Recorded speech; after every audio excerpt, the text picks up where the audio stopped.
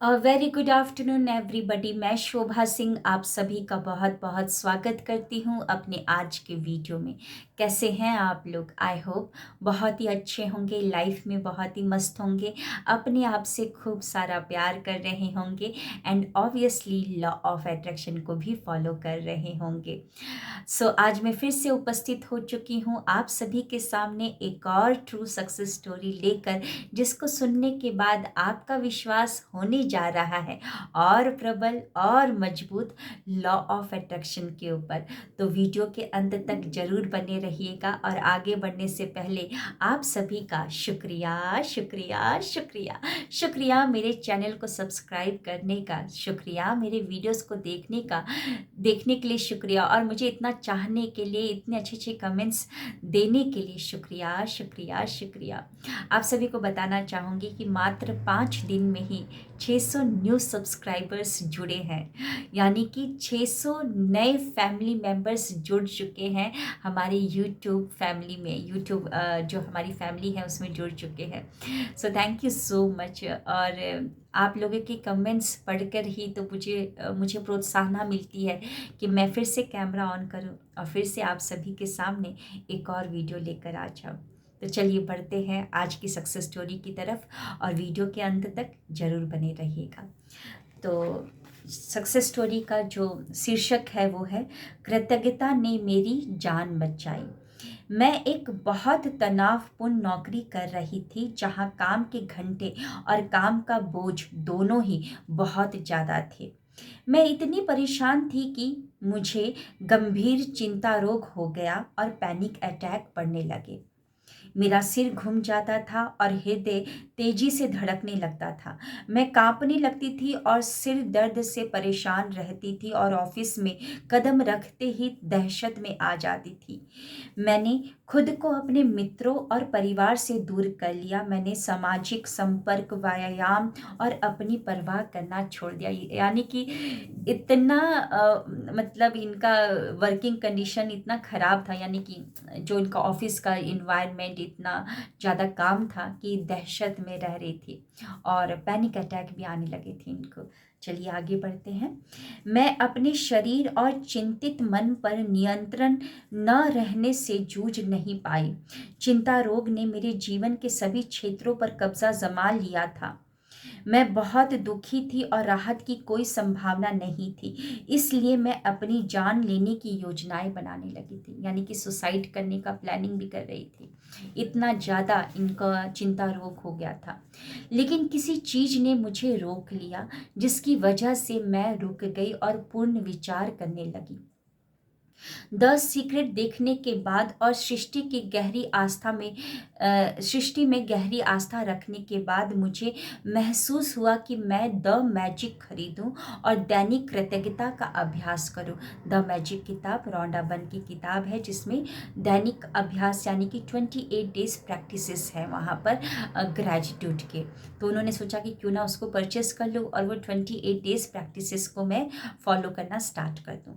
पहले पहल तो यह चुनौतीपूर्ण था, लेकिन धीरे धीरे जीवन की परिस्थितियां बदलने के बाद यह आसान हो गया।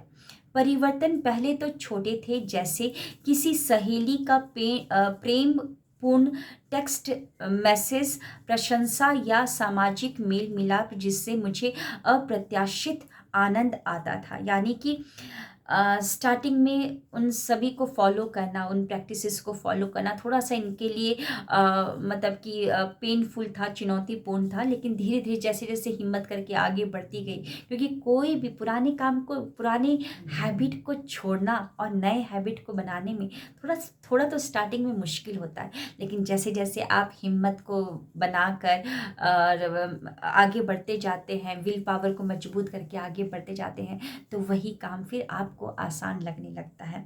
तो स्टार्टिंग में इनका कुछ चेंजेस जो हुए थे इनकी लाइफ में, छोटे थे, लाइक किसी का एक ब्यूटीफुल कमेंट आ गया, कहीं से एक अच्छा सा मैसेज आ गया, कहीं पर ये घूमने के लिए चली गई, गेट टुगेदर करने लगी। सोचिए कि वह औरत जो सब जगह से रिश्ते को तोड़ दी थी, यानी कि बाहर नहीं जा रही थी, एक्सरसाइज करने के लिए नहीं जा रही थी, रूम में कैद थी, आज वो मेल मिलाप करने के लिए यानी कि गेट टुगेदर कर रही हैं।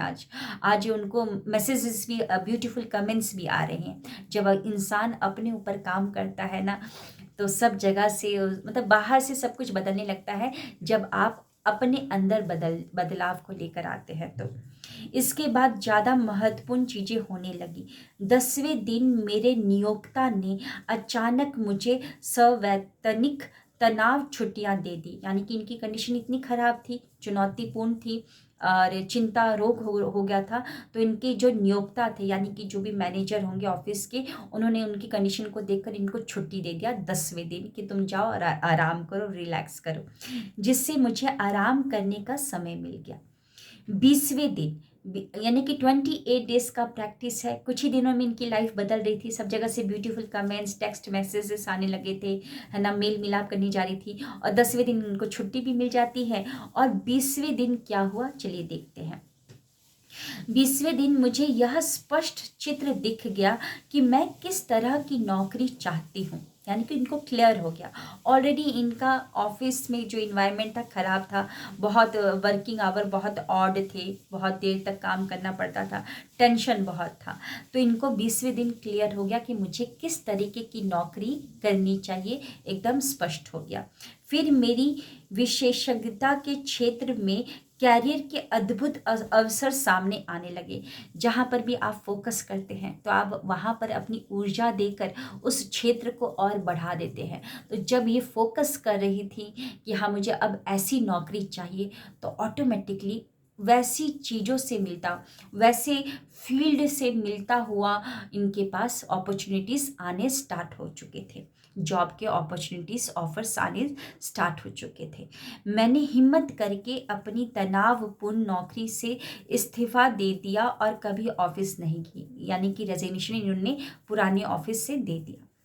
24वें दिन तक मुझे यह बात समझ आ गई कि इन अभ्यासों ने मेरी जान बचा ली थी। आराम करने और दोबारा स्वस्थ होने का समय मिलने की वजह से मुझे कृतज्ञता से सोचने का समय मिल गया। मुझे अपनी मनचाही जिंदगी के लिए सृष्टि का आदेश देने का समय मिल गया। मुझे पूरा विश्वास है कि मेरी सूची की हर चीज़ मेरी ओर आ रही है, यानी कि जो औरत अपना सुसाइड, मतलब कि सुसाइड करने वाली थी, आज उसने जब अपने ऊपर काम किया, कृतज्ञता में रहने लगी, है ना, और नकारात्मकता में भी सकारात्मकता जब ढूंढने लगी, तो फिर क्या हुआ, उसको एकदम क्लियर हो गया कि जो मैंने अपनी ड्रीम लिस्ट, गोल लिस्ट बनाई है, अब तो वो एक एक करके सारे पूरे होने वाले हैं। 24वें दिन इनको अपने ऊपर इतना विश्वास हो गया था।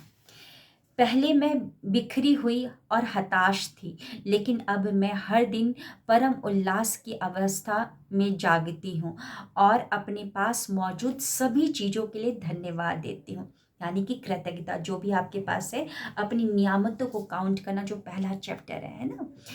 द मैजिक को पढ़ने और इसका अभ्यास करने के 28वें दिन मुझे अपने सपनों की नौकरी का प्रस्ताव मिला। न सिर्फ पद और कंपनी मेरी सृष्टि की मनचाही सूची के सभी मानदंडों से मेल खाती है, बल्कि वेतन भी वही है जो मैंने पुस्तक में दिए चेक पर लिखा था।